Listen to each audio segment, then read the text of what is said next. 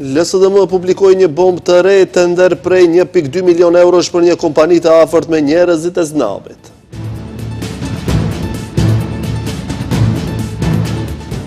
Sindikatat kërkojnë që nga 1 janari paga minimale të jetë 600 euro, në të kundërtën do të nisin greva dhe protesta.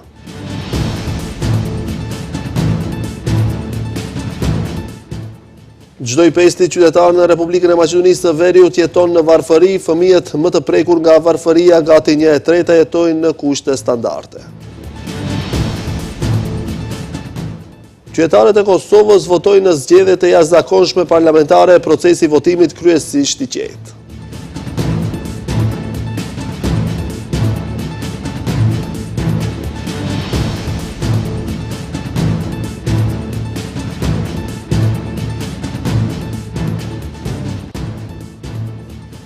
Përshëndetje, shikues të nderuar, jemi me lajmet në televizionin Shenja. LSDM ka publikuar bombën e radhës. Bëhet fjalë për një tender prej 1.2 milion eurosh për një kompani të këshilltarit të znamit në komunën e Kisellavodës.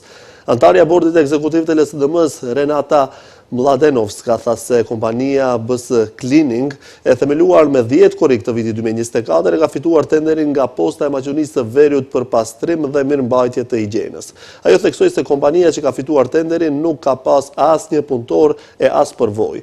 Ka LSDM-ja theksojnë se do të vazhdojnë me publikimin e skandaleve. Partia opozitare maqedonase LSDM ka publikuar sot, siç e quajnë ata, një skandal të ri me tender milionësh.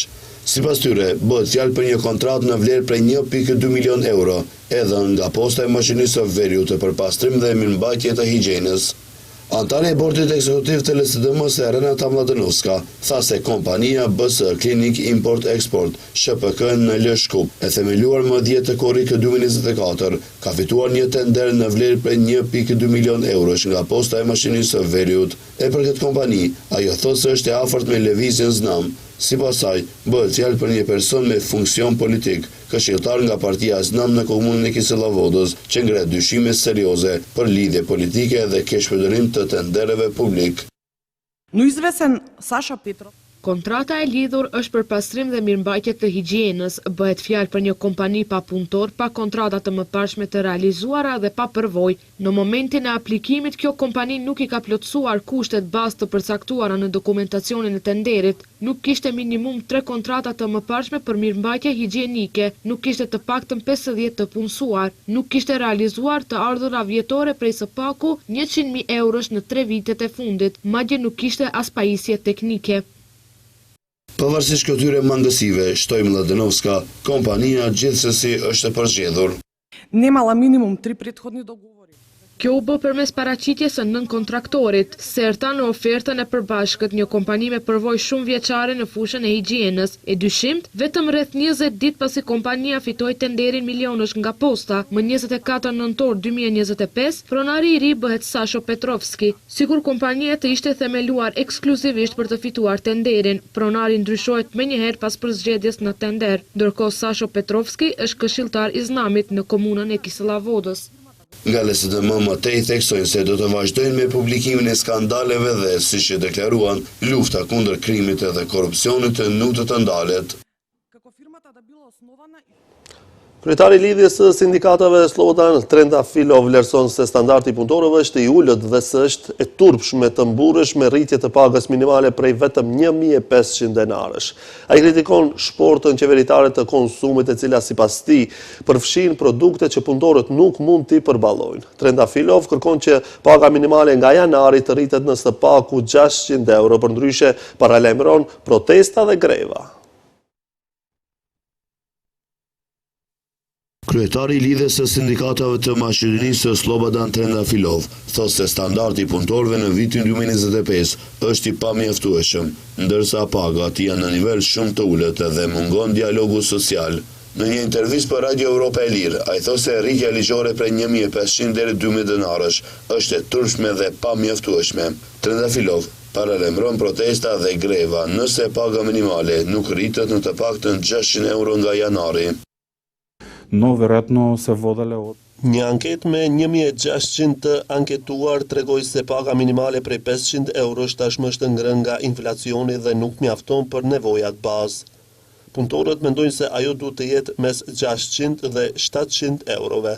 Të dhënat nga institucionet shtetërore tregojnë se pas rritjes së pagës minimale në vitin 2022, numri i kompanive të reja është dyfish më i madh se i atyre të mbyllura dhe punësimi është rritur. Fitimi që punëtorët gjenerojnë me produktivitetin e tyre është nga 5 deri në 10.000 euro neto në vit për punëdhënësit. 73% të punësuarve marrin pagën nën mesatare, ndërsa mbi mesataren janë vetëm funksionarët me paga 2 deri në 2.500 euro. Ai shton se punëtorët e Republikës së Maqedonisë së Veriut janë shumë produktiv, por paguhen shumë më pak se në vendet e rajonit. Kryetari i lidhjes së sindikatave paralajmëron edhe rikthimin e pagës në zarf, duke theksuar se qindra miliona euro në vit shmangen nga pagesa e kontributeve. 33% e punëtorëve marrin zyrtarisht nën 500 euro, por në realitet marrin më shumë në dorë pa u paguar kontributet. Analizat tregojnë se rreth 250 milion euro në vit nuk paguhen si kontribute, ndërsa parat u jepen punëtorëve në dorë. Prandaj kërkojmë rritje të pagës minimale mbi të cilën do të paguhen kontributet. LSM kundërshton metodologjinë e re të qeverisë për shportën mesatare të konsumit, duke theksuar se ajo nuk pasqyron realisht nevojat e familjeve. Sipas sindikatës, shporta minimale prej 65.000 denarësh nuk mjafton për një familje 4 antarëse dhe vlera reale duhet të jetë mbi 100.000 denar. Qeveria akuzohet për manipulim të shifrave, duke përfshirë produkte luksoze dhe egzotike që punëtorët nuk mund t'i përballojnë. Qëllimi sipas LSM-s është të krijohet përshtypja se jetohet mirë në vendet që të pranohet se pagat janë të ulta dhe duhet të rriten urgjentisht. Çdo i pesti qytetar në Republikën e Maqedonisë së Veriut jeton në varfëri. Sipas indikatorëve për varfëri të publikuar nga IT shtetëror i statistikave, shkalla e varfërisë në vitin 2024 ishte 21.9%. Më e ndjeshme është tek fëmijët dhe të rinjët deri në 17 vjeç, ku rreziku nga varfëria arrin 29.5% pa dallime të rëndësishme midis djemve dhe vajzave. Rreziku nga varfëria ndryshon ndjeshëm sipas strukturës së familjes. Më të rrezikuara janë familjet beqare dhe ato me fëmijë nën mbikëqyrje. Shumë shqetësuese janë të dhënat për prindërit e vetëm, ku shkalla e varfërisë arrin 45.8%, si dhe për familjet me 2 të rritur dhe 3 ose më shumë fëmijë, ku më shumë se gjysma e antarëve jetojnë nën pragun e varfërisë 54.8%. Të dhënat bazohen në anketën mbi të ardhurat dhe kushtet e jetesës së zhvilluar sipas metodologjisë dhe rekomandimeve të Bashkimit Evropian. Matja e varfërisë bazohet në të ardhurat e familjeve, ndërsa pragu i varfërisë është përcaktuar në 60% të ardhurave mesatare ekuivalente.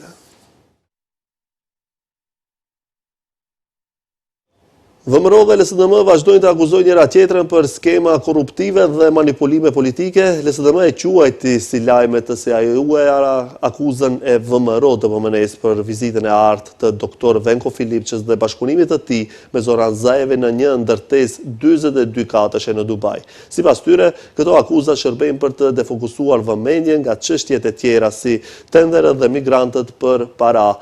VMRO TPMN kërkon sqarime për mënyrën e marrjes së vizës së ardh dhe lidhjen e saj me një investim prej $500.000, si dhe pronësinë e një banese në Dubai. Partia opozitare LSDM ka reaguar ndaj akuzave të VMRO DPMN-s duke theksuar se viza e artë nuk është arë por një ngjitëse në pasaport. Në reagimin e LSDM-s thuhet se e mbyllin këtë temë të pakuptimt nga kuzhina e VMRO-s, duke shtuar se Dr. Venko Filipçe punon si mjek dhe nuk merret me ndërtimin e ndërtesave, as me ndërtimin e një kulle 42 katëshe në Dubai me Zoran Zaevin, i cili siç theksojnë ata prej 5 vitesh është në pension politik. Viza është një dokument zyrtar i lëshuar nga një shtet, i cili mundëson hyrje, qëndrim ose tranzit, zakonisht në formën e një vule ose ngjitjese në pasaport, dhe se çdo qytetar mund t'i kontrollojë kushtet për viza në faqet zyrtare të ambasadave përkatëse. Sipas LSDM-s, pretendimet të tilla shërbejnë për të larguar vëmendjen nga tema si migrant për para dhe siç thon ata tenderët kriminal, duke shtuar se partia do të vazhdojë të zbulojë skema kriminale dhe korruptive të VMRO-DPMN-s. Më herët VMRO-DPMN kërkoi që Filipçe të përgjigjet dhe të tregojë se si e ka siguruar vizën e artë për në Dubai. Partia kërkoi që Filipçe të përgjigjet nëse ka apo jo një banesë në Dubai dhe nëse viza e artë lidhet me një investim prej së paku $500,000, si dhe nga vijnë këto mjete financiare. Koalicioni vlen mbajti mbrëmjen e së shtunës një konvent promovuese në Gostivar të kandidatëve për kryetar komune Nevzat Bejta. Në aktivitet morën pjesë strukturat lokale të koalicionit si dhe krerët e vlenit, të cilët prezantuan mesazhet dhe synimet e tyre politike në prag të zgjedhjeve të përsëritura të 11 janarit.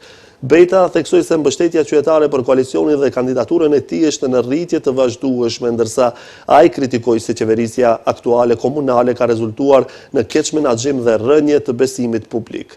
Bejta tha se qytetarët e Gostivarit po kërkojnë ndryshim dhe një qasje të re në drejtimin e komunës. Pas 8 viteve, qeverisja e Komune e Gostivarit është përballur me mungesë projektesh zhvillimore dhe borxh që të i kalon 30 milion euro. Komuna ka nevojë për një udhëheqje që e njeh realitetin lokal dhe ka vizion të qartë për zhvillim afatgjat, ka theksuar Nevzat Bejta.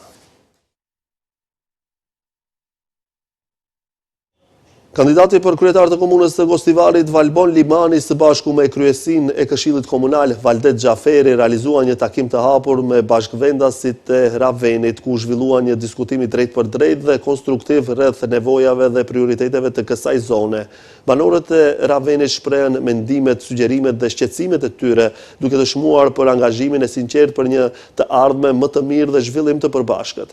Takimi u zhvillua në një frym bashkëpunimi, transparence dhe respekti të ndërsjellët, ku dialogu i hapur u vlerësua si bazë për vendimarrje të drejtë dhe projekte konkrete në interes të qytetarëve. Kandidati Valbon Limani falenderoi banorët e Ravenit për pjesëmarrjen, mbështetjen dhe besimin e treguar, duke theksuar se vetëm së bashku me qytetarët mund të ndërtohet një komunë më e zhvilluar dhe më e drejtë për të gjithë.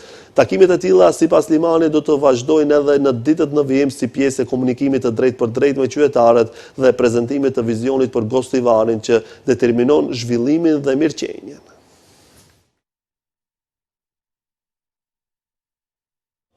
Në prag të festave të fund vitit, një 43 vjeçar nga Gostivari ju kanë gjetur mbi 9.000 mjete piroteknike në veturën e tij të tipit BMW, ku edhe Ministria e Punëve të Brendshme njoftoi se policia ka privuar nga liria.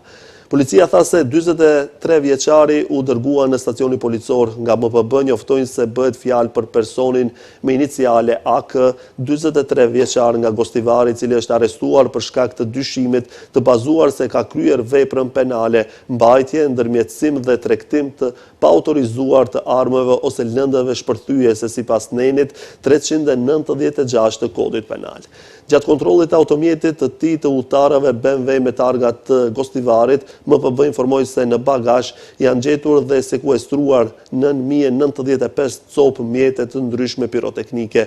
Ai është mbajtur në stacion policor dhe pas dokumentimit të rastit ndaj tij do të parashtrohet kallëzim përkatës, thuhet në njoftimin e policisë.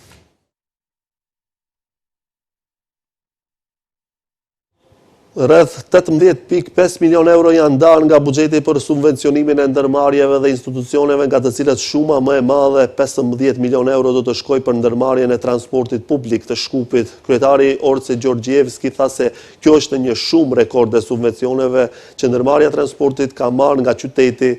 Ne premtuam të konsolidojmë buxhetin e qytetit të Shkupit dhe të ndihmojmë ndërmarrjet dhe institucionet kulturore të shlyejnë borxhet e tyre deri në gjysmën e parë të vitit 2027. Për këtë qëllim janë ndarë 25 milion denar ndihmë për institucionet kulturore, 60 milion denar ndihmë për higjienën komunale dhe 80 milion denar për parqet dhe gjelbrim. 20 milion denar për drisla, 15 milion denar për lajka, 23 milion denar për rrugët dhe rrugicat, si dhe një rekord prej 920 milion denar subvencione për NTP Shkup, ka thënë Gjorgjevski.